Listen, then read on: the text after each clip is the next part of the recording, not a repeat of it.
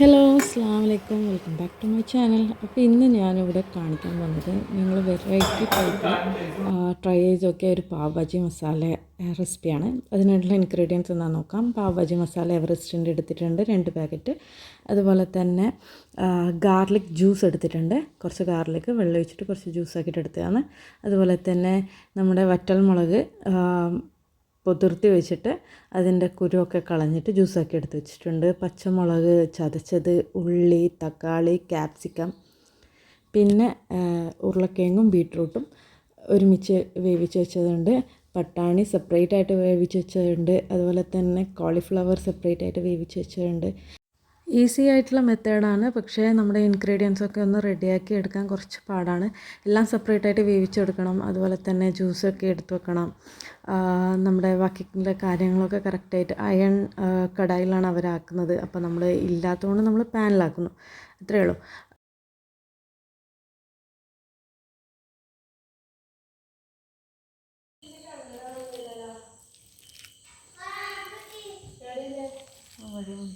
സവാള എത്ര വേണ്ട? ഇപ്പൊ ഇത്ര മതിയാ? ലാസ്റ്റ് അത് പാവ് ഭാജിയിൽ ഇടണ്ടേ?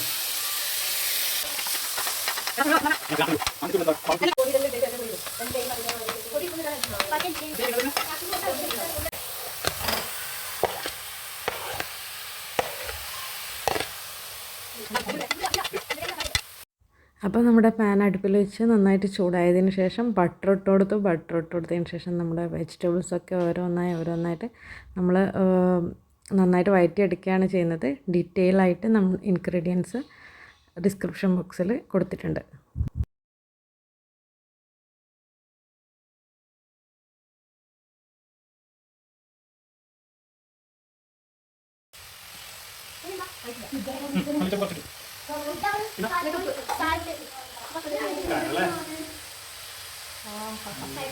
എന്താ കളറല്ലേ! മീനൊരു 2300 ലൈക്ക് വരും.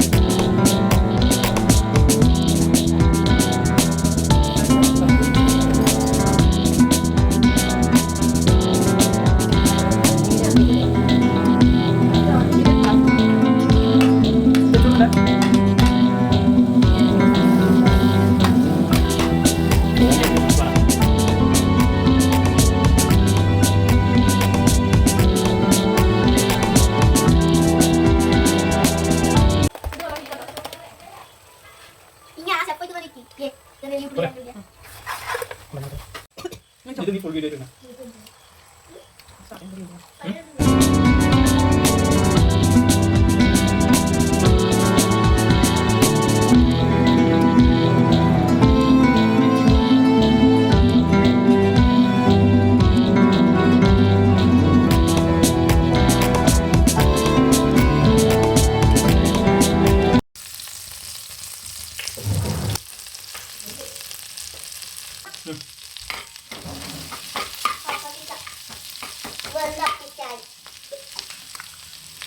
ഒഴിക്കങ്ങനെ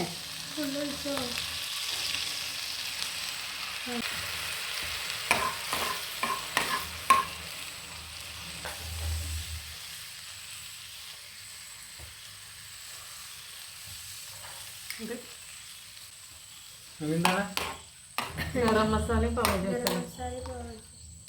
ഉപ്പിട്ടിനാ?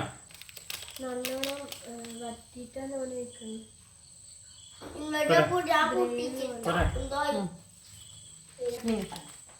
തീയോക്കിട്ട്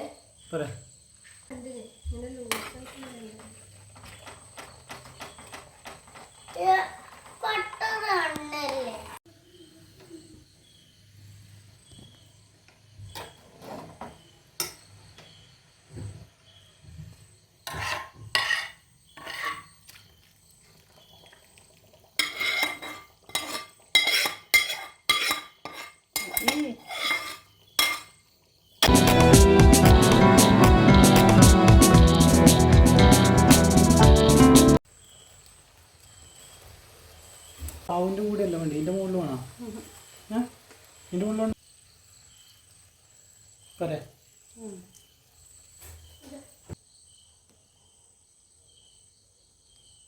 എന്താ പോയി